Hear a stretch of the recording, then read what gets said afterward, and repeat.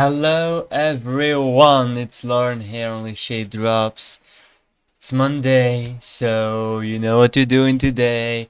Eurovision news of the week. Yeah, I do have enough material to do a nice little video. We have a lot to talk about, a lot of fresh exciting news, some participation confirmations, national final news, and most of all, news from the General Assembly of the EBU.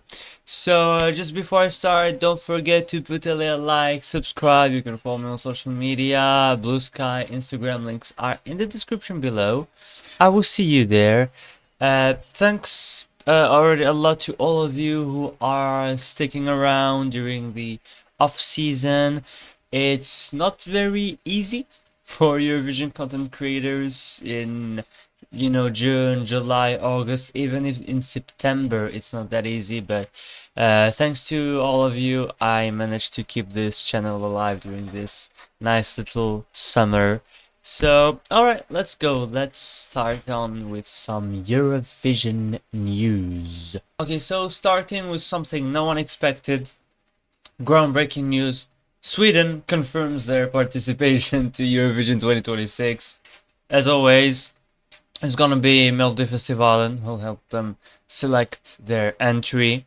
Uh, Very curious to see if what Kai managed to do in Melodifestivalen last year, and not last year because we're still in 2025, but yeah, this year and in Eurovision, if that will bring some more diversity in Melodifestivalen and maybe finally make me like that national. I know a lot of people really like Melodifestivalen.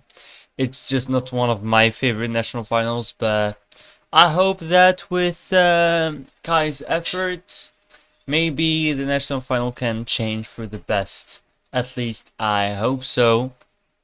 And yeah, well, good luck Sweden to select their entry next year. There are quite a lot of artists that I want to see. I hope someday we can see Natalie Bredolf back, even though I don't really believe we will. It would be nice to see Clara Hammarström. But also, I want to see some rock bands, folk. Why not have some Joik there with John Henrik Fjällgren or something? Bring me some diversity in Melodifestivalen. Another national final news is for the Luxembourg Song Contest that will be held on the 24th of January. I feel like it was at on a similar day this year. I don't remember exactly, but I do think that it was towards the end of January. Luxembourg, since their comeback, 2 participations, 2 qualifications, a nice left side of scoreboard result with Tali. Result around 20th or something with Laura Thorne, so 2 pretty good results for them. They've been doing well with stagings. Their national final last year was, I keep on saying last year while we're still in 2025, but their national final this year was not great, but it gave them a pretty solid entry that they qualified with. I think their national final in 2024 was really good, even though not that competitive, but it gave them a very competitive entry. So, having a national final that is not very good is not a problem if you have like that one song in there that is good and competitive. Then it's all fine if that song wins it.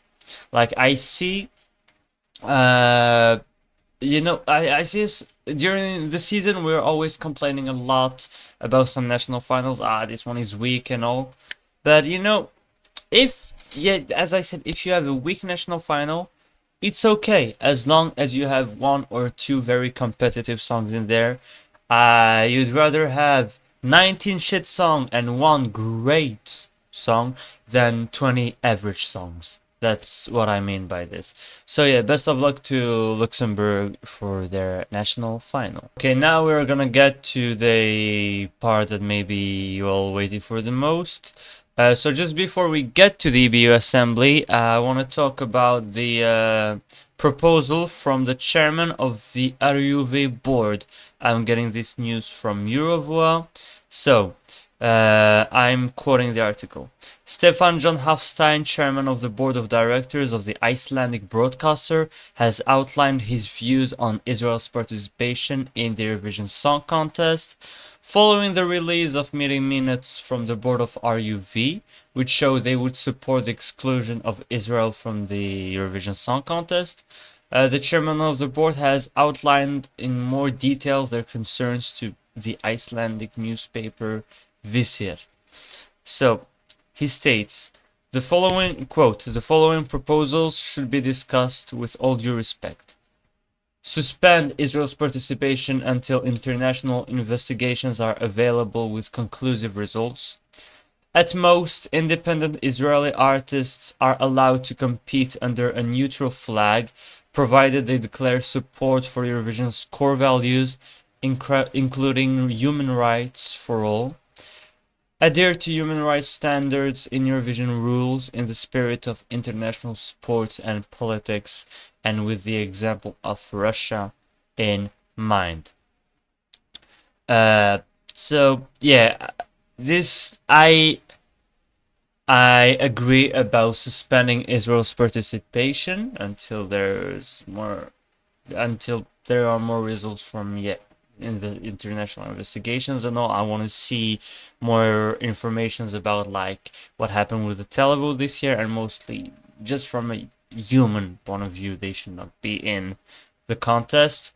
Allowing independent artists to compete under a neutral flag, that would feel pretty weird in the context of Eurovision, which, yeah, because that has never happened, and you have countries participating against each other in Eurovision, so that would be the first. I do not think that will happen.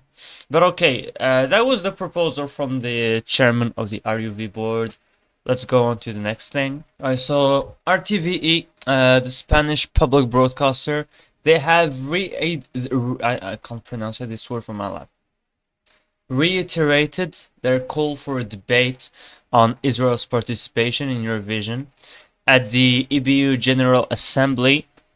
The Secretary General Alfonso Morales has said he's requested a serious and in-depth debate, and in a press release, RTV stated that, quote, RTV has emphasized the need for the EBU to find a solution before the next General Assembly, to be held in December, after observing that Israel's participation has had a negative impact on the festival's development, shifting the focus to political issues rather than the cultural, artistic, or musical aspects that are at the heart of the event.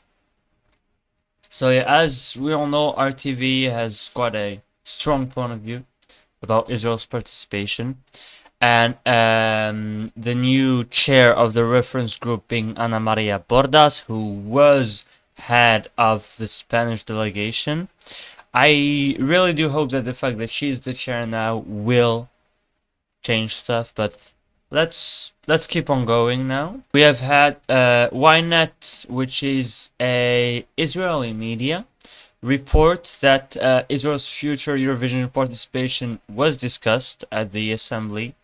No vote was held on their participation, but sources report that had one taken place, the majority would likely have voted against Israel. And I think if there is a vote to be held, you would need, I think, 75% or either 75 or 2/3. I will need to check on that.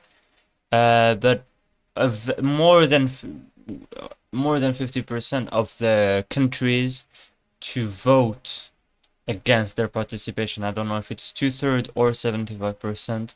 So yeah, if you have like 55% of countries who are against their participation, they would probably still be allowed to compete. Let's not forget that I think I don't think the EBU will organize a vote like in July. I think they're waiting to see more about the Israeli government's plan to privatize Cannes, because if the Cannes, the Israeli broadcaster, is privatized, which would probably not be for this year, it's like a long process, but if they are to be privatized, then they would not be eligible anymore to compete in Eurovision. So the EBU would not have to like ban them. They would just not be eligible anymore. Okay, let's finish this with a statement from the EBU on the General Assembly discussions. I'm quoting from Eurovision.tv. So, at today's EBU General Assembly, members held an open and constructive discussion on the Eurovision Song Contest and the increasingly complex global context in which it takes place. The Assembly was a chance to celebrate the success of Eurovision 2025, not just in terms of its record-breaking reach and engagement, but in terms of its cultural resonance and ability to foster inclusivity, creativity, and a sense of belonging on the world stage.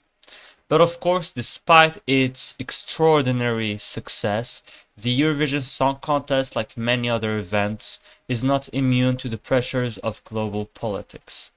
Questions around participation have become increasingly sensitive and multifaceted, and our members hold a wide range of perspectives on these issues, which they were able to express in detail today. Members had a constructive exchange of views. There was a shared understanding that this is an unprecedentedly complex situation and there is a wide diversity of opinions. Members also expressed the support for the work of the Israeli public broadcaster Kan and its independence, noting the pressure it is repeatedly experiencing from the Israeli government. To help us navigate the current landscape, a former senior TV executive has now been invited to lead a structured and in-depth dialogue with our member broadcasters in the coming weeks. They will engage with directors general and other stakeholders to gather insights on how we manage participation, geopolitical tensions, and how other organizations have approached similar challenges. They will report back with recommendations this autumn. The EBU remains committed to transparency and will continue to keep members informed of development in the months ahead. Okay, so I do like that they are taking time to discuss. It's not like a simple no or no answer or anything like we've had recently. I really think that they want to wait to see what's going to happen with the bill to privatize the Israeli broadcaster. I think that if that one passed through a first vote, I think there's a second and third one. I will need to try to gather more informations on that. But I think that if that bill is passed, then the EBU can use that as an excuse to not allow Israel to participate no more. I want to see some more information about what happened with the televote this year, as VRT, RTVE, and other broadcasters asked for. But yeah, we will have probably some more news in the upcoming weeks. If we get some more news this week, you will see another Eurovision news video on Monday to give you more informations. If not, well, whenever I have enough material to make another video, I will make another one because I think it's important to keep all of you informed. So in the meantime, thanks a lot for watching this video. I hope you liked it. If you did, please put a little like, subscribe, follow me on social media, Blue Sky, Instagram. I will see you later. Bye bye.